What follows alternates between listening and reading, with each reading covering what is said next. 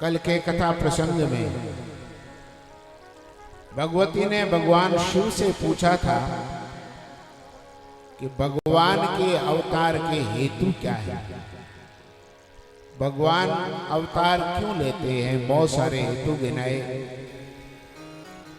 नारद जी महाराज ने भी भगवान राम को अवतार लेने के श्राप दे दिया था।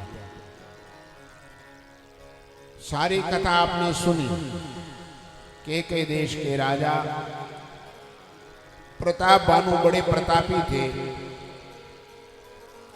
उन्होंने अपने भुजबल के द्वारा समस्त राजाओं को जीत करके और अपने अधीन कर लिया।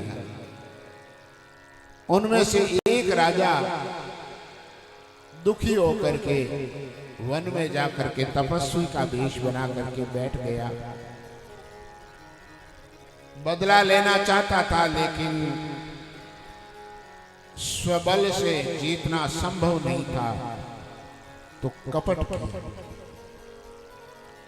एक राक्षस से उसकी मैत्री थी, तो उसको सूकर बना करके और के देश में भेजा। बड़ा बलशाली हाथी के जैसा शरीर, उसको भगाने के लिए राजा प्रताप भानु घोड़े पर चढ़ करके गए। वो आगे आगे भागता गया, राजा पीछे पीछे। वन में जाकर के एक कोई गिरी कंदरा में गुफा में छुप गया। बहुत प्रयास करने पर भी मिला नहीं, तो राजा थक हार गया कि अब क्या किया जाए। वापस घर जाना है, राजधानी में जाना है, तो कोई रास्ते का कुछ पता नहीं लगा। तो वहीं पर वह कपटी राजा मुनि का वेश बना करके बैठा था। राजा से, प्रताप भानु से उसकी मुलाकात हुई, उनसे मिलना हुआ। राजा साधु के वेश में देख करके उसको पहचाना नहीं और उसके प्रति श्रद्धा की। प्रताप भानु राजा ने उनसे प्रार्थना की कि महाराज, भूख लगी है, प्यास लगी है, तो पानी की व्यवस्था, फलाहार की व्यवस्था कर दी। बाद में राजा ने परिचय पूछा कि आप कौन हैं। बड़ा भारी कपट से सनी हुई बात कहने लगा कि मैं एक तनु नाम का ऋषि हूं। एक तनु माने जब से ये सृष्टि हुई तब से मैंने एक ही शरीर धारण किया, दूसरा मेरा कोई जन्म नहीं हुआ है। राजा को और श्रद्धा बढ़ गई। प्रताप भानु कहने लगे कि महाराज, मेरा जो राज्य है, मैं इसमें, मुझे बहुत संतोष है, लेकिन ये शरीर जो है कब चला जाए कोई भरोसा नहीं है, क्षण भंगुर संसार है। तो आप एक तनु है, तो कोई ऐसा उपाय बताओ कि मैं भी बहुत समय तक ये राज कर सकूं। ऐसा कोई उपाय बताओ। तो कपटी राजा कहने लगा कि इसका एक ही उपाय है, यदि कोई ब्राह्मण देवता, कोई संत महात्मा तुम्हें आशीर्वाद दे देवे, तो तुम्हारा ये राज्य अक्षय हो जाएगा, कभी इसका क्षय नहीं होगा, तुम्हारा विनाश नहीं होगा। और यदि कोई संत ब्राह्मण देवता यदि तुम्हें श्राप दे देवे, तो तुम्हें कोई बचा नहीं सकता। तो कहा कि कोई आप उपाय बताओ, इसके क्या किया जाए। कपट मुनि कहने लगा कि उपाय तो राजा है, लेकिन मुश्किल बहुत है। क्या मुश्किल है? बोले, यदि मैं स्वयं तुम्हारे घर जाकर के रसोई बनाऊं और वो रसोई यदि सारे ब्राह्मण खावे, तो जो जो मेरे हाथ की बनी हुई रसोई खाएंगे सब तेरे अधीन हो जाएंगे। लेकिन मैंने तो आज तक किसी के घर का दरवाजा देखा नहीं, मैं कहीं गया ही नहीं, तो मेरा जाना संभव नहीं है। राजा ने पैर पकड़ लिए, कैसे करके आप मेरे घर चलो। ज्यादा आग्रह करवाया, फिर कहने लगा अच्छा चलो कोई बात नहीं, तुम इतना कहते, तेरी श्रद्धा को देख के मैं चलूंगा। लेकिन तुम विश्वास तब करना जब मैं रात में सोए हुए को तुम्हें ले जा तुम्हारे घर छोड़ दूं। राजा को कंदमूल फल आदि दे करके आहार करवाया, जलपान करके रात्रि राजा विश्राम करने लगा और अपने उसी मित्र के सहारे जो मायावी था, राक्षस था, बुलाया कि आ जाओ, अब मौका है।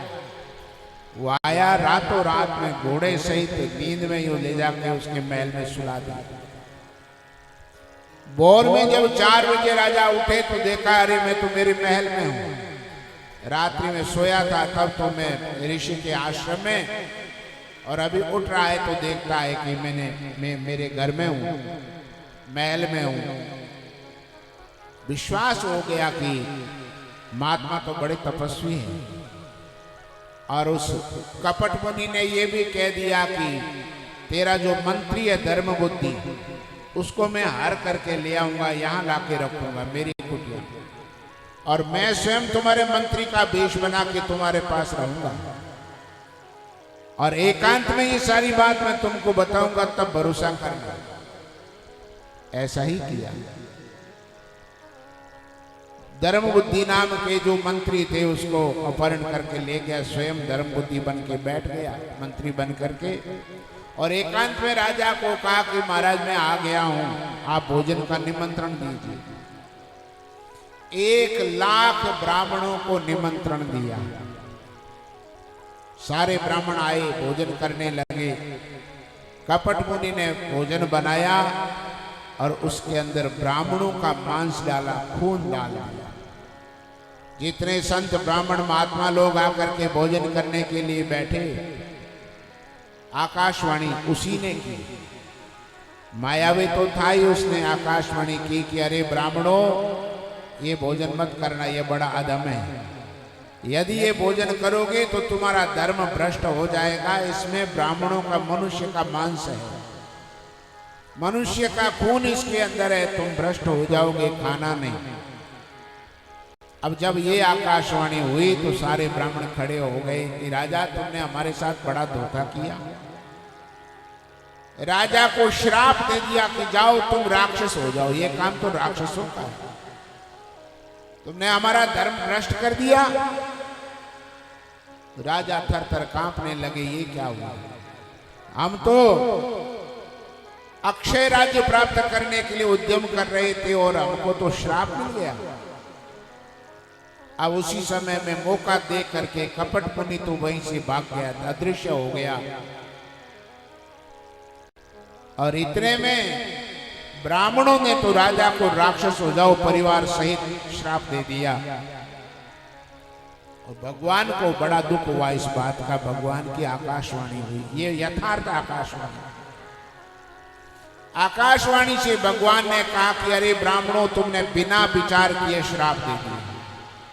ये जो श्राप दिया तुमने बिना, राजा का इसमें कोई दोष नहीं, इसके साथ बड़ा भारी धोखा हुआ है। लेकिन ये वाणी का बाण तो चला गया। आजकल लोग कहते हैं ना, मैं मेरी वाणी को, इस बात को वापस लेता हूं। हमने कह दिया सो कह दिया, मैं वापस लेता हूं। ये वापस क्या लिया जाता बताओ? कोई बात कह दी सो कह दी, वाणी का बाण चल गया। बाण चला जाता है तीर से, कबाण से, ये वापस नहीं आता। धनुष से जो बाण छूट के लक्ष्य पर जाके लगता है। ब्राह्मणों ने श्राप दे दिया कि कुल सहित, परिवार सहित तुम राक्षस बन जाओ। तो महाराज ये प्रताप भानु स्वयं रावण बन गया, और उसका जो छोटा भाई था वो कुंभकर्ण बन गया, और उसका जो मंत्री था धर्म बुद्धि, वो जा करके विभीषण बन गया।